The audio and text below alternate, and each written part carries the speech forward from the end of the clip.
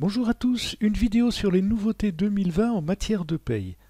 Au sommaire, la prime exceptionnelle qui est reconduite, la fixation du SMIC et du plafond de sécurité sociale, une nouvelle grille de salaire, la grille de rémunération des apprentis et contrats de professionnalisation, l'allègement général de cotisations sociales en 2020, ex-loi Fillon, l'allègement général de cotisation en cas de déduction forfaitaire spécifique, et ce sur certaines professions telles le bâtiment par exemple, les indemnisations de frais de repas, les nouvelles règles de prise en compte de l'effectif des salariés et une nouvelle taxe, une taxe de 10 € sur les contrats d'usage. Ce sont des contrats à durée déterminée.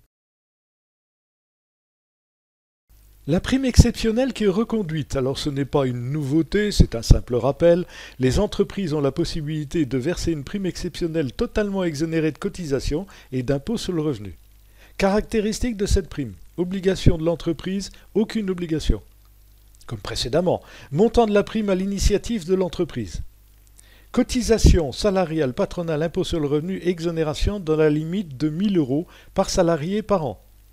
Au-delà, il y a assujettissement. Procédure, il faut un accord. L'accord ensuite fait l'objet d'un dépôt à la directe. Durée de l'accord, c'est nouveau, entre 1 et 3 ans. C'est-à-dire qu'il peut y avoir un accord qui porte sur 3 ans. Date de versement, entre le 1er janvier et le 30 juin 2020. Conditions de salaire pour bénéficier d'exonération.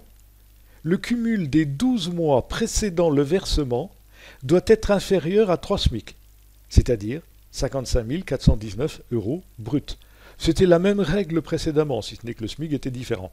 Autre condition d'exonération. La prime ne doit pas se substituer à un composant de salaire qui existe déjà, comme auparavant. Modulation selon les critères. Il peut y avoir des variations. Alors, il est déjà possible de prévoir un plafond inférieur à la limite de 1 000 €. 1 000 € c'est la limite, mais l'employeur peut très bien prévoir un montant inférieur. Le montant peut varier selon les critères suivants. Les rémunérations, donc il peut y avoir des montants différents selon les rémunérations. Le niveau de classification, la présence durant l'année précédente, donc quelqu'un qui sera en mi-temps par exemple, ou qui a été embauché.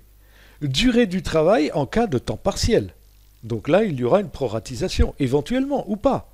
Les bénéficiaires qui sont exonérés, j'entends, de cotisations salariales, patronales et d'impôts sur le revenu, bénéficient bien de cette prime, entendons-nous bien. Les salariés, c'est-à-dire bénéficiaires d'un contrat de travail, les intérimaires, les apprentis, les contrats de professionnalisation. Par contre, les mandataires qui ne disposent pas d'un contrat de travail, s'ils ont un contrat de travail, sur ce contrat de travail, ils ont droit à cette prime. Et les stagiaires ne sont pas salariés, donc ces deux catégories n'ont pas droit à cette prime. Le montant doit figurer sur le bulletin et la déclaration de cotisation. Le nouveau plafond de sécurité sociale pour l'année 2020, il est fixé à 3 428 € brut par mois, ce qui correspond à un montant brut annuel de 41 136 € pour l'année civile. Le taux horaire servant à la détermination de la rémunération d'un stagiaire est de 26 €. Donc 26 € par heure. Les incidences. Une incidence sur les diverses cotisations Agirc-Arrco, la PEC, la vieillesse sur la tranche A, la cotisation d'équilibre technique, la contribution d'équilibre général, la prévoyance sur la tranche A des cadres.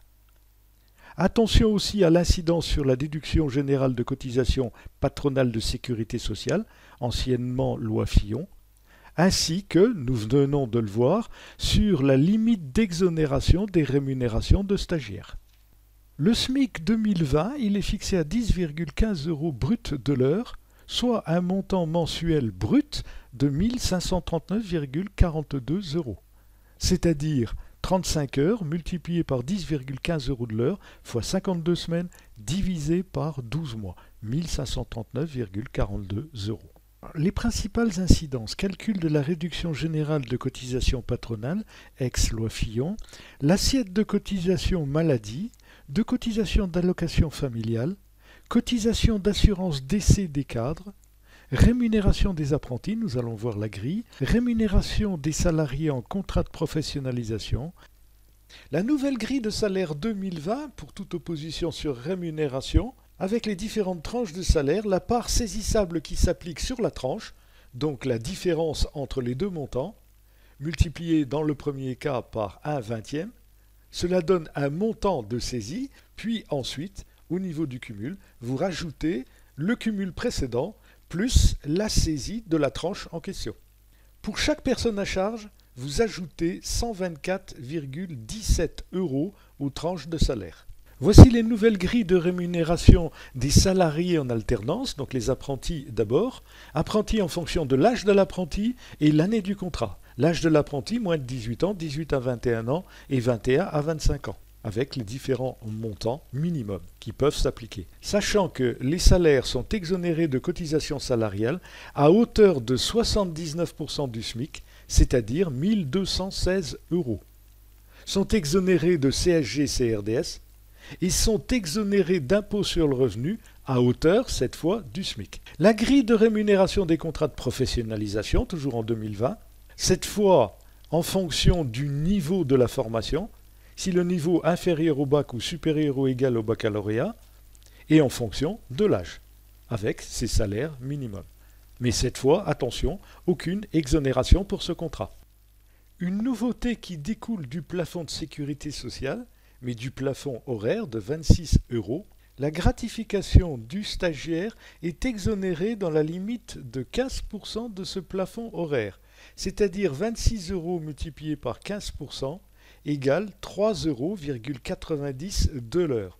Donc exonération jusqu'à ce montant et assujettissement au-delà. Cela correspond à une gratification mensuelle en cas de temps plein de 3,90 € fois 151,67 heures égale 591,51 €. Voici la nouvelle grille de détermination de l'avantage en nature pour logement de fonction à utiliser en 2020, donc ne comptez que les séjours et les chambres. Vous avez d'abord la grille en fonction de la rémunération mensuelle brute qui est fonction du plafond. Donc par exemple, inférieur à 0,5 plafond, cela correspond à inférieur à 1 714 €. Et ensuite, vous avez les tranches. Supérieur ou égal à 0,5 et inférieur à 0,6 si vous faites le calcul par rapport à 3 428 de plafond, cela correspond à 1 714 € jusqu'à 2056,79 €. Vous avez ensuite le cas d'un logement qui comporterait plusieurs pièces principales. Et voici l'avantage en nature pour chacune des pièces, donc à multiplier par le nombre de pièces. Et dans le cas où le logement ne comporterait qu'une seule pièce, vous avez le montant qui est appliqué en avantage en nature. Les nouveaux montants d'évaluation d'avantage en nature repas en 2020. Dans le cas de fourniture gratuite d'un repas par l'employeur à son salarié, l'avantage en nature sera décompté sur la base de 4,90 € multiplié par le nombre de repas. Lorsqu'il s'agit d'un repas qui est fourni en secteur d'hôtellerie de restauration, 3,65 € par repas au lieu de 4,90 €. Participation maximale de l'employeur au titre restaurant, dans ce cas, 5,55 € par titre. Au-delà, vous êtes en avantage en nature.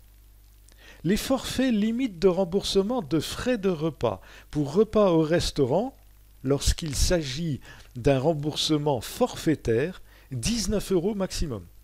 Repas ou collation hors des locaux, en cas de déplacement par exemple, 9,30 €.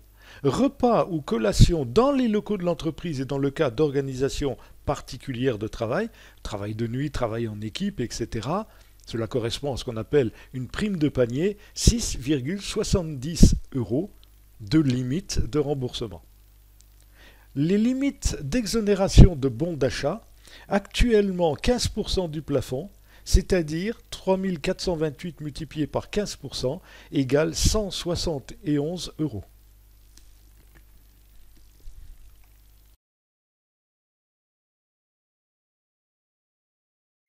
Voyons à présent l'allègement de cotisation patronale à partir du 1er janvier 2020. Il faut savoir que le coefficient global d'exonération est calculé à partir des taux de cotisation patronale de sécurité sociale, chômage et retraite. Donc voici le détail de ces exonérations.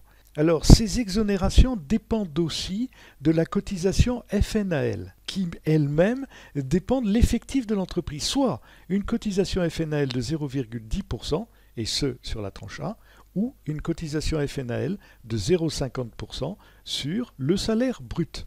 Tout dépend de l'effectif. Nous reviendrons sur la détermination de l'effectif. Les exonérations sont limitées. Assurance maladie, exonération de 7%. Et ce, quel que soit le taux de cotisation dans l'entreprise. Vous pouvez avoir un taux de cotisation de 13% si le salaire est supérieur à 2,5 SMIC. Malgré tout, vous limitez à 7% d'exonération. Assurance vieillesse 1,90%. Deuxième cotisation d'assurance vieillesse 8,55%. Allocation familiale, même remarque pour la maladie, exonération de 3,45%. Et ce, même si le taux de cotisation est supérieur. Accident du travail, toujours la même remarque, 0,69% d'exonération. C'est un taux d'exonération qui est très faible par rapport au taux réel d'accident du travail. Malgré tout, vous limitez à 0,69%. Cotisation FNAL, 0,10% ou 0,50%. Contribution de solidarité active 0,30% dans les deux cas, Agir Carco 6,01% et cotisation chômage 4,05%. Vous totalisez et vous obtenez un coefficient global d'exonération 32,05% dans le premier cas, c'est-à-dire une cotisation FNAL de 0,10%, ou 32,45% dans le deuxième cas, c'est-à-dire une cotisation FNAL de 0,50%. La différence entre les deux, c'est tout simplement la différence entre 0,50% et 0,10%. Alors attention à bien s'adapter au taux de l'entreprise. Il y a plusieurs cas. Premier cas, vous avez, on l'a déjà vu, un taux qui est supérieur à ces exonérations. Dans ce cas-là, vous vous limitez à ces exonérations. Par exemple, le cas de la maladie, une cotisation de 13%, vous limitez le taux à 7%. Et donc, vous conservez les 32,05 dans votre formule. Autre cas, à l'inverse cette fois, vous avez un taux inférieur. Ça peut être le cas pour l'Agir Carco.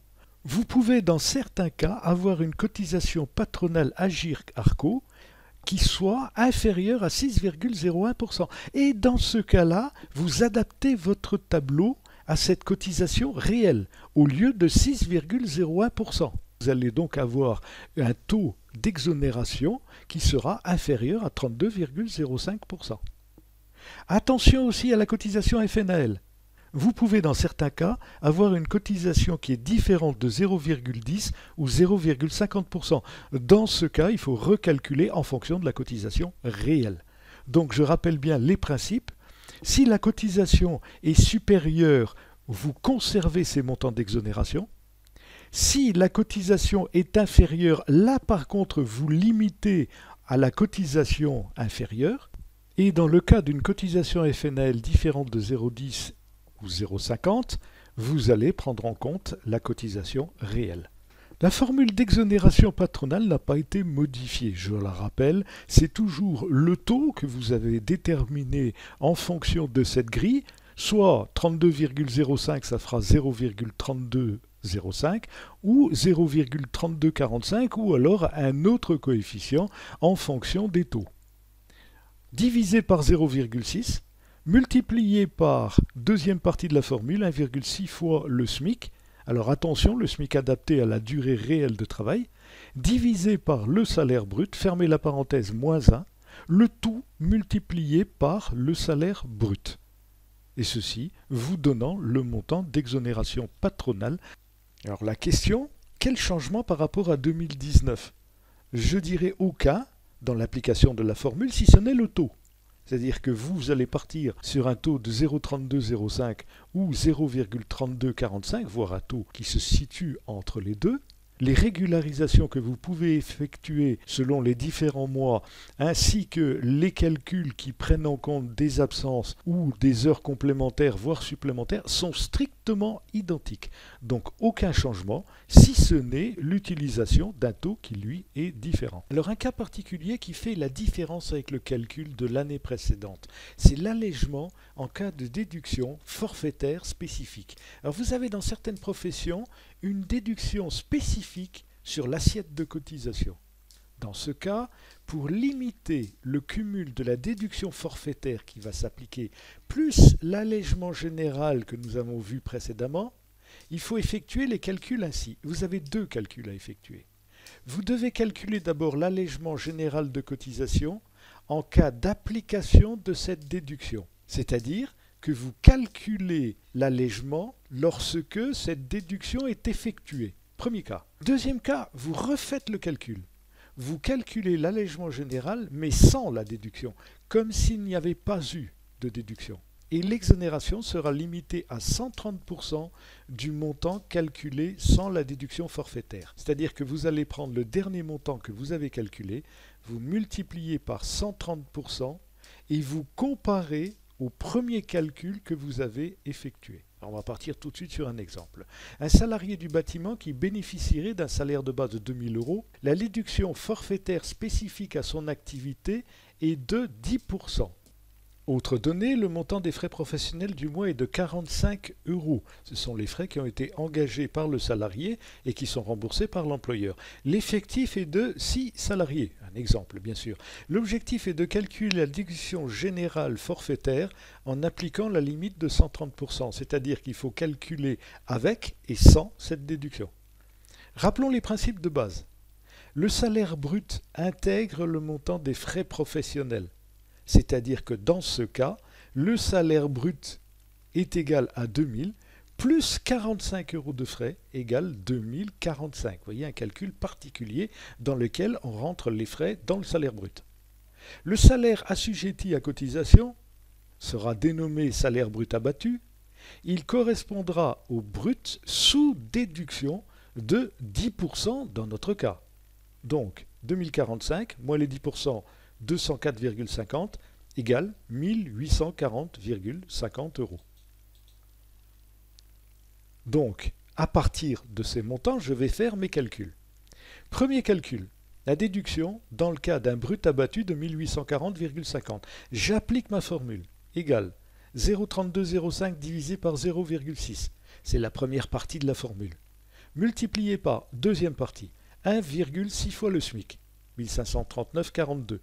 Divisé par 1840,50, c'est-à-dire le salaire brut abattu. Je ferme la parenthèse moins 1, je ferme la parenthèse.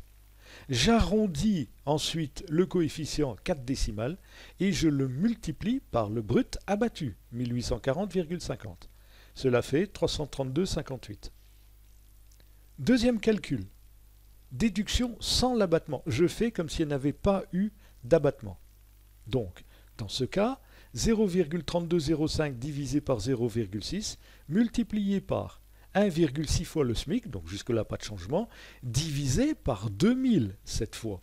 2000, c'est-à-dire le salaire brut normal, moins 1 multiplié par le salaire brut normal de 2000. Je trouve 247,40. Dans un cas, 332,58, dans l'autre cas, 247,40, et je vais calculer ma limite de 130%. 247,40 fois 130%, cela me fait 321,62 €. Je compare 321,62 € d'un côté, 332,58 € de l'autre, je limite à 321,62 €. Donc, la déduction qui sera appliquée, l'allègement général de cotisation, sera égal à 321,62. Vous voyez, c'est assez lourd, ça oblige à faire les deux calculs et à comparer à 130%. Alors, les professions, vous allez les trouver sur Internet, vous regardez sur URSSAF, vous voyez, vous avez un peu tous les types de professions, vous avez les artistes, assurance secteur bancaire, l'aviation marchande, le bâtiment, casino et cercle, vous avez ensuite les salariés qui sont concernés et le pourcentage d'abattement. La liste qui se poursuit sur la diapo suivante avec le commerce, les finances, les journalistes et toujours ce pourcentage, vous voyez, qui peut se monter jusqu'à 30%. Les mannequins, les ouvriers, le transport, travaux publics avec les taux. Autre nouveauté, les cotisations et l'effectif. À partir du 1er janvier 2020, le franchissement d'un seuil d'effectif n'aura une incidence sur une cotisation qu'à partir d'un franchissement continu et ce pendant 5 ans consécutifs. Alors un exemple, en 2019, l'entreprise compte 9 salariés à plein temps et 3 salariés à mi-temps. En décembre 2019, elle embauche 5 salariés à plein temps et 4 salariés à mi-temps. Son effectif 2020 se calcule à partir des chiffres 2019. Donc là, il n'y a pas de changement. Cela s'est toujours fait ainsi. De janvier à décembre, 9 salariés multipliés par 12 mois, donc les 9 salariés à plein temps, plus 3 salariés multipliés par un demi, puisqu'ils sont à mi-temps, et multipliés par 12 mois. Cela fait 126. À ceci, il faut ajouter les embauches de décembre. Donc en décembre, nous avions 5 salariés à plein temps, donc 126 plus 5, plus 4 salariés à mi-temps, donc fois 50%, égale 133. L'effectif est calculé sur la moyenne. Vous prenez la totalité de l'année, vous divisez par 12 mois. 133 par 12, 11,0833. L'entreprise a donc franchi la limite de 11 salariés. Elle devra maintenir au minimum 5 ans consécutivement cet effectif pour être redevable à l'issue de ce délai de la cotisation versement transport et du forfait social de 8%. Ce qui veut donc dire qu'en 2020, elle ne sera pas assujettie à ces cotisations. Il faut 5 ans d'effectifs supérieurs à 11 salariés pour y être assujettie. Autre point, la cotisation FNAL de 0,50% ainsi que l'assujettissement à la taxe de construction ne seront effectifs qu'au dépassement de 50 salariés, et pendant 5 ans consécutifs, au lieu de 20 salariés précédemment. Autre nouveauté qui a trait aux indemnités journalières de sécurité sociale et ce en cas de maladie. À partir du 30e jour d'arrêt en cas de 3 enfants ou plus à charge, jusqu'au 30 juin, les indemnités seront comme par le passé, augmentées pour passer à 2/3 du salaire, contre 50% auparavant. Mais à partir du 1er juillet 2020, cette disposition est supprimée. L'indemnité ne sera donc plus majorée et restera à 50%. Dernier point, une taxe. Cette taxe concerne les contrats à durée déterminée d'usage. Elle concerne une liste d'activités dans lesquelles il est d'usage d'embaucher par contrat à durée déterminée et non indéterminée, ce qui est la règle générale. Citons l'enseignement, la restauration, l'agence de voyage et de tourisme, le secteur du déménagement, les centres de loisirs et bien d'autres secteurs. Alors pour plus d'informations, vous avez la liste sur ce site. Les recours à ces contrats, en CDD, feront l'objet d'une taxe de 10 € par contrat conclu. Alors il y a des exceptions, bien entendu. Les intermittents du spectacle, de l'audiovisuel et du cinéma ne sont pas concernés, ainsi que les ouvriers dockers exceptionnels, les entreprises dont les conventions ou accords contiennent 2 types de mesures, c'est-à-dire dans la convention ou dans l'accord vous avez une durée minimale de contrat, donc elles ne sont pas concernées, et les conditions dans lesquelles ce contrat à durée déterminée peut être suivi d'un CDI. Dans ce cas, il n'y a pas non plus de taxe de 10 € par contrat. Le paiement se fait à l'échéance normale de cotisation. Cette vidéo est terminée, merci de votre attention, à bientôt, au revoir.